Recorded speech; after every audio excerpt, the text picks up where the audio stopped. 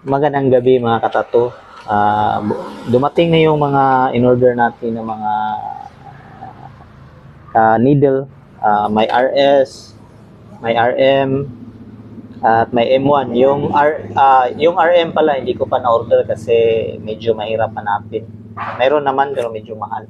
So, may binuksan tayo dito. Tinignan ko yung quality. Kung makikita nyo, okay naman siya. Okay naman. Then, meron din tayong kinuha na yung green card na yung pang stencil cream para dumikit yung stencil. Ito yun. Mabango siya. Mabango. Tapos,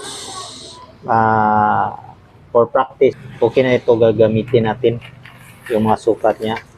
Then, meron din tayong kinuha na yung skin. Practice skin. At yung thermal stencil. Ito yun, thermal stencil.